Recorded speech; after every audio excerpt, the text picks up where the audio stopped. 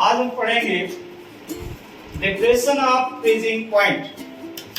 Depression of freezing point. तो सबसे पहले हमको फ्रीजिंग पॉइंट की डेफिनेशन जानना है, ठीक है ना। फ्रीजिंग पॉइंट क्या होता है?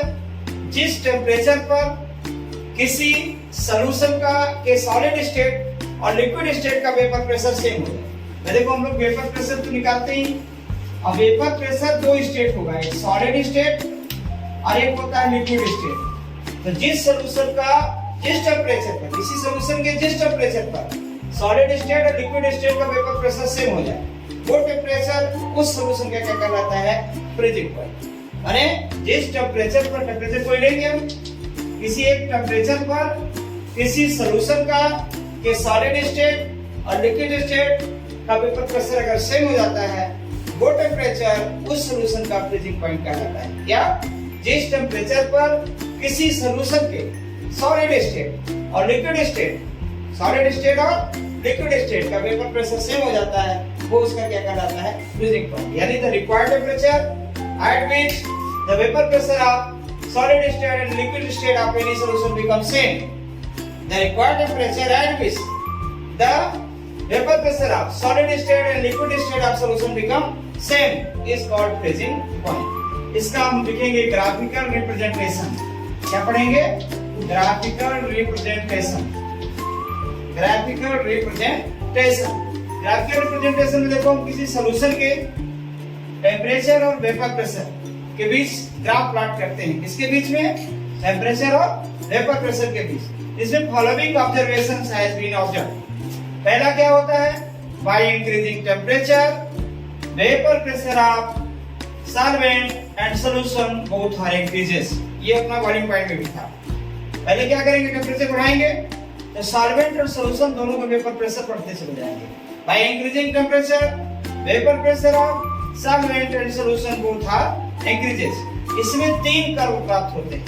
पहला कर्व है AB, ये फ्रोजन सॉल्वेंट यानी ठोस वाला है। फिर दूसरा होता है BC, लिक्विड सॉल्वेंट कर्व, और तीसरा होता है D, सॉल्यूशन कर्व। तीन कर्व इसमें ऑब्टेन होते हैं। उसमें देखो बॉइलिंग पॉइंट वाले में दो होते हैं, इसमें तीन है। पहला AB फ्रोजन सॉल्वेंट कर्व, दूसरा है BC लिक्विड सॉल्वेंट कर्व, तीसरा है TE सॉल्यूशन कर्व। फिर आप देख रहे हो कि लिक्विड सॉल्वेंट कर्व यानी BC सॉल्यूशन कर्व यानी DC से ऊपर है। इसका मतलब ये होता है कि सॉल्वेंट का वेपर प्रेशर सॉल्यूशन के वेपर प्रेशर से ज्यादा होता है, ठीक है।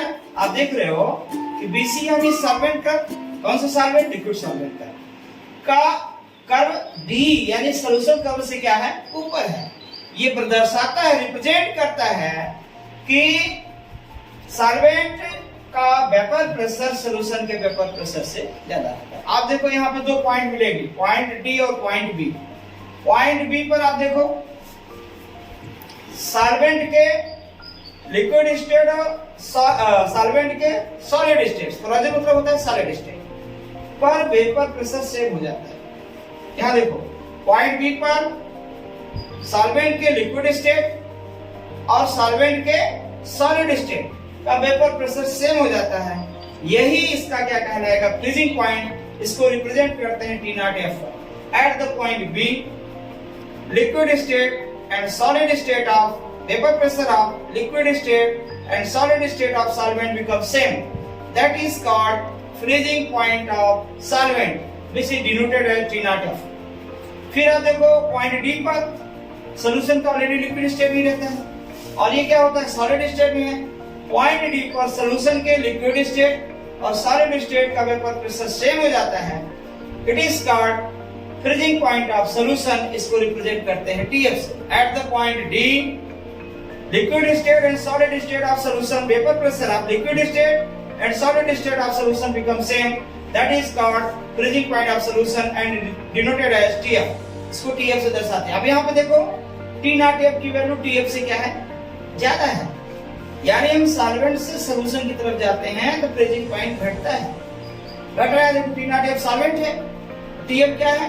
सॉल्यूशन है। जब सॉल्वेंट से ही सॉल्यूशन तैयार करते हैं, सॉल्वेंट से सॉल्यूशन की तरफ जाते हैं तो फ्रीजिंग पॉइंट घटता है। इसलिए इसको कहा जाता है डिप्रेशन, डिप्रेशन मतलब घटता है, और उसमें था एलिवेशन, एलिवेशन मतलब बढ़ना, डिप्रेशन ऑफ फ्रीजिंग पॉइंट, इसको डेल्टा टीएफ से दर्शाती है, यानी इसका डिफरेंस क्या, T not F minus TF equal होगा डेल्टा टीएफ। ये कहलाएगा, डेल्टा टीएफ को रिप्रेजेंट करेंगे डिप्रेशन ऑफ फ्रीजिंग पॉइंट। एक बार फिर से समझ लो, किसी सॉल्यूशन के टेम्परेचर वेपर प्रेशर के बीच ग्राफ प्लॉट करने पर following observations has been observe, निम्न प्रेक्षण प्राप्त होते हैं, ऑब्जर्वेशन प्राप्त होते हैं। पहला, bye increasing temperature vapour pressure of solvent and solution both are increases. By increasing temperature vapor pressure of solvent and solution both are increases. दोनों बढ़ते हैं। Well, in this graph three curves are obtained. इस graph में तीन curve प्राप्त होते हैं। पहला कर्व AB फ्रोजन सॉल्वेंट का, दूसरा होता है कर्व BC लिक्विड सॉल्वेंट का, तीसरा होता है कर्व DE सॉल्यूशन का। इसे तीन कर्व प्राप्त होते हैं। पहला कर्व AB फ्रोजन सॉल्वेंट का, दूसरा है कर्व BC लिक्विड सॉल्वेंट का, तीसरा होता है कर्व DE सॉल्यूशन। ओके, आप यहां देखो, सॉल्वेंट कर्व यानी BC कर्व DE कर्व के ऊपर है, above. Curve BC is above than curve DE। Curve BC क्या होता है, liquid solvent curve, curve DE क्या होता है, सॉल्यूशन कर्व। इट मींस कि सॉल्वेंट का वेपर प्रेशर सॉल्यूशन के वेपर प्रेशर से अधिक होता है, ठीक है ना, which represent that vapour pressure of solvent is more than that of vapor pressure of solution. आप यहाँ दो पॉइंट देखोगे, पॉइंट बी और पॉइंट डी, पॉइंट बी और पॉइंट डी। तो देखो पॉइंट बी पर सॉल्वेंट के लिक्विड स्टेट और सॉलिड स्टेट पर वेपर प्रेशर सेम हो जाता है। At the point B liquid state and solid state of solvent vapour pressure of liquid state and solid state of solvent become same. Point B पर क्या होता है, solvent के liquid state और solid state का वेपर प्रेशर सेम हो जाता है। At the point B the vapour pressure of, at the point B the vapour pressure of liquid state and solid state of solvent become same. That is called freezing point of solvent, that is called freezing point of solvent. ये solvent का freezing point कहलाता है, and is denoted as T naught F। Solvent को T naught से दर्शाते हैं, freezing point को F से। फ्रीजिंग टेम्परेचर यानी फ्रीजिंग पॉइंट हो जाएगा। फिर at the point D, at the point D, इसमें देखो लिक्विड स्टेट और सॉलिड स्टेट का वेपर प्रेशर किसका, सॉल्यूशन का सेम हो जाता है। At the point D liquid vapour pressure of, at the point D vapour pressure of liquid state and solid state of solution become same. At the point D solid state and liquid state of vapor pressure of solid state and liquid state of solution become same. That is called freezing point of solution and it denoted as TF. Okay? अब यहाँ पे देखोगे T naught F की value TF से ज्यादा है। T naught F की, अब यहाँ देखो T naught F यानी सॉल्वेंट से सॉल्यूशन की तरफ जाते हैं तो फ्रीजिंग पॉइंट घट रहा है, बढ़ नहीं रहा। T naught F से TF की तरफ जाते हैं, इसका फ्रीजिंग पॉइंट क्या होता है, घटता है। Which represent that, ये क्या T naught F freezing point of solvent is less more than that of freezing point of solution, और दोनों का जो डिफरेंस होगा वो कहलाएगा elevation of freezing point and denoted at delta TF। इसको क्या लिखेंगे, T naught F minus TF equal delta TF। इसको लिख लो, नोट कर लो। Okay, first point, after plotting graph, after plotting graph,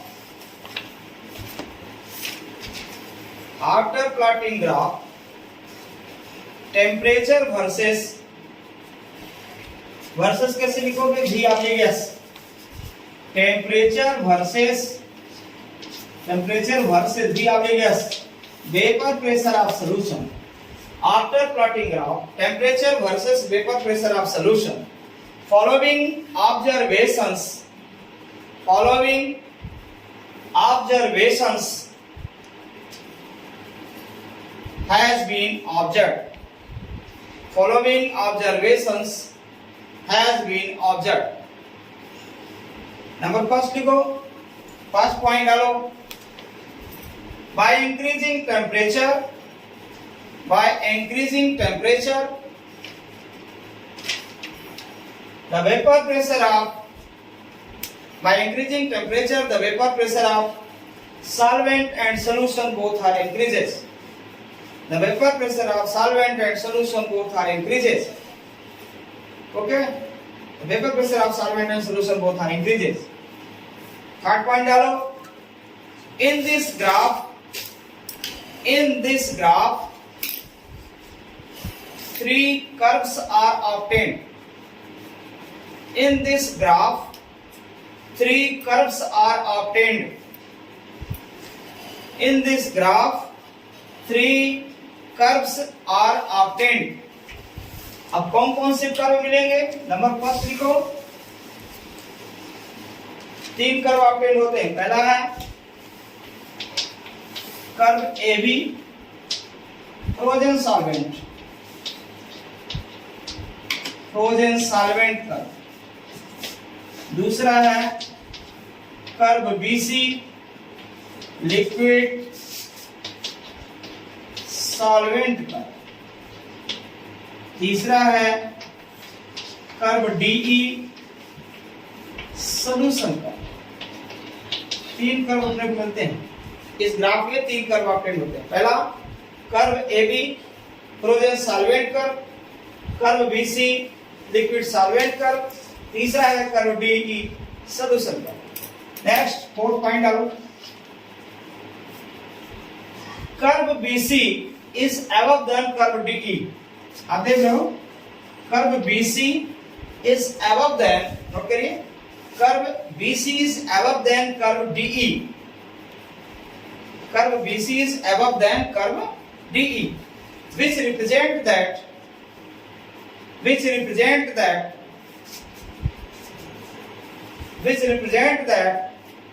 vapor pressure of solvent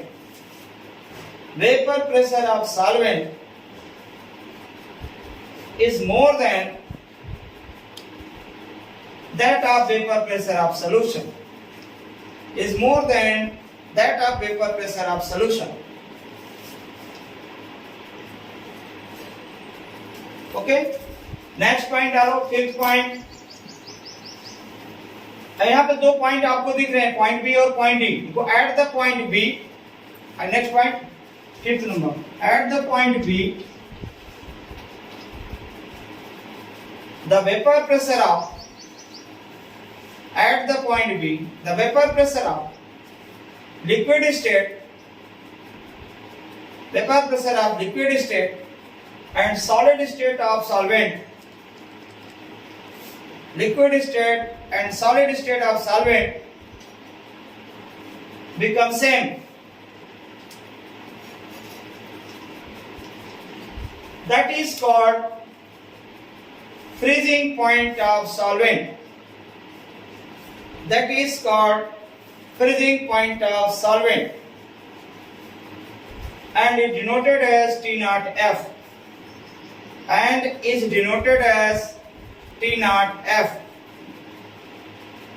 Next point, sixth number. At the point D,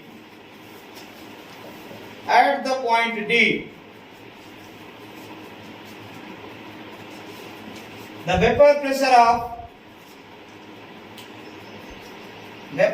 of liquid state and solid state of solution,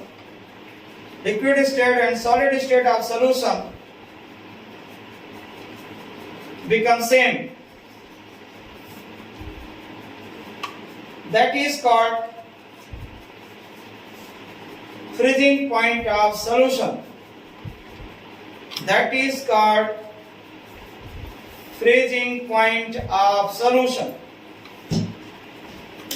And is denoted as TF. Next point, 7 number में, value of T naught F is more than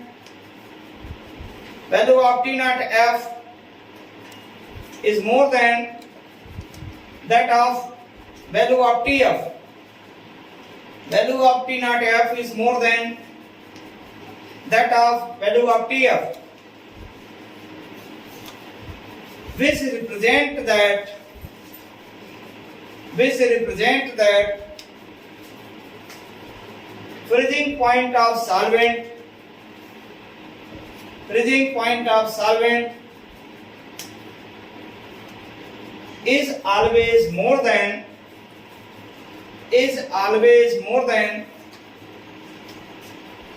that of freezing point of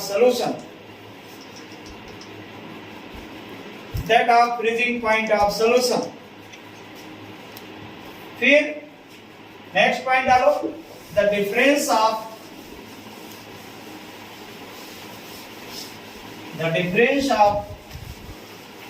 T naught F and T of difference of T naught F and T of is called depression of freezing point.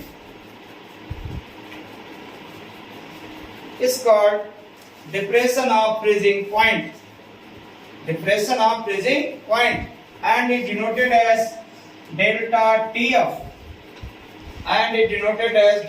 TF. इसको delta TF से represent करते हैं, दर्शाते हैं, और इसको लिख सकते हैं कि delta TF equal T naught F minus TF. Delta TF equal T naught F minus TF. अगला इसी का पॉइंट डालोगे, वेरिफिकेशन ऑफ कॉलिगेटिव प्रॉपर्टी. भाई हम इसको कॉलिगेटिव प्रॉपर्टी प्रूव करेंगे. Verification of colligative property.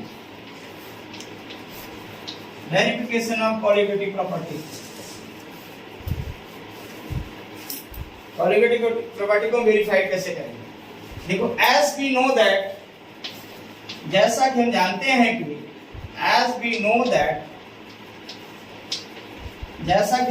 हैं कि क्या delta TF directly proportional to small m, यानी depression of freezing point directly proportional to molality. ये हमको पता है. As we know that delta TF यानी depression of freezing point is directly proportional to molarity. It means depression of freezing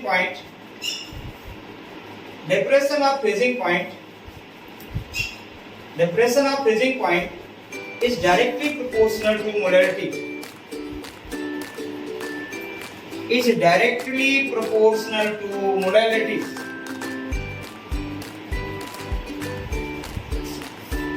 Which represent that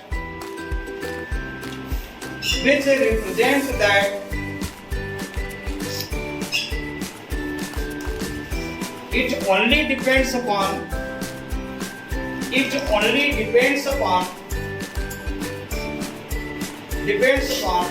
number of solute particles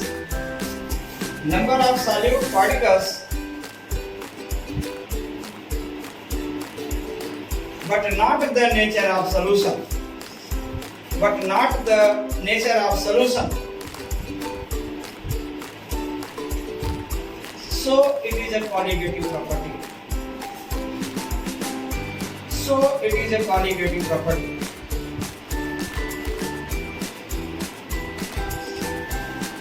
यहाँ पे देखो, हमने लिखा है delta TF directly proportional molality.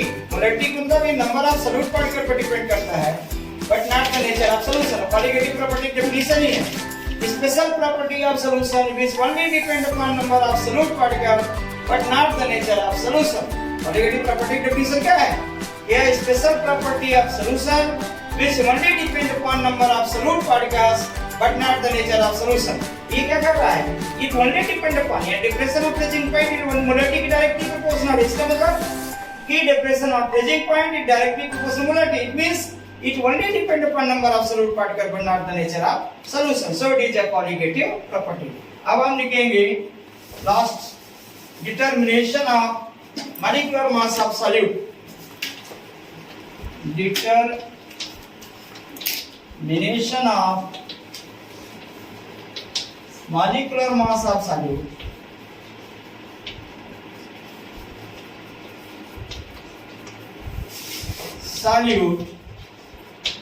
From depression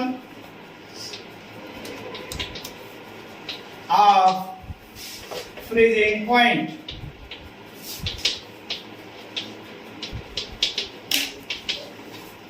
Determination of molecular mass of solute from depression of freezing point. depression of freezing point से हम उसका निकालेंगे determination of molecular mass of solute, यानी हमको निकालना है MB. B for solute, M for molecular mass. As we know that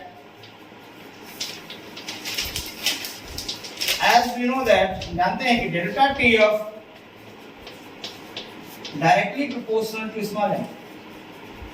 अभी just या इसको लिख सकते हैं delta T of equal proportionality constant यहां पर लिखेंगे K of into m.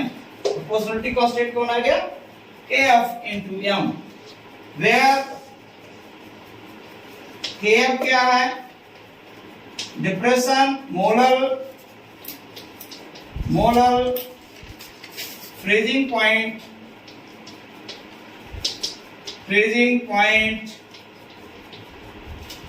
depression constant,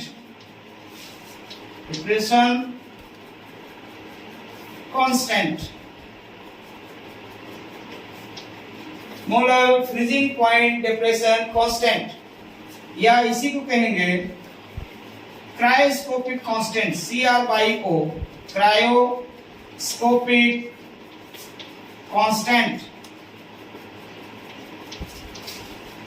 molar freezing point depression constant, या इसी कहेंगे क्रायोस्कोपिक कांस्टेंट. क्रायोस्कोपिक कांस्टेंट उसको हम कहते थे क्या?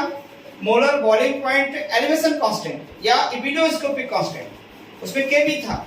और यहाँ केएफ है, केएफ को कहेंगे फ्रीजिंग पॉइंट के केस में molar freezing point depression constant. Molar freezing point depression constant, या इसी को कहेंगे क्रायोस्कोपिक कांस्टेंट. ठीक है. बट एक चीज और जानते हैं, मोलैलिटी बराबर होता है number of solute particles, number of moles of solute मतलब WB upon MB, mass of solute upon molecular mass of solute into 1000 upon mass of solvent यानी WA into gram. WB upon MB into 1000 upon WA. Equation second. From equation first and second. First क्या भाई अपना? Delta TF equal KF into M. लिख लो. Delta TF equal KF into Delta TF equal KF into M की जगह पर ये value पूरा उठा के पटक देंगे मोलैलिटी की. क्या? WB into 1000 upon MB into WA. ध्यान रखना, हमको निकालना क्या है? MB molecular mass of solid. तो MB की जगह पर डेल्टा TF की जगह क्या हो जाएगा? MB. और MB बराबर हो जाएगा KF into WB into 1000 अपन यहां आ जाएगा delta T of into WA.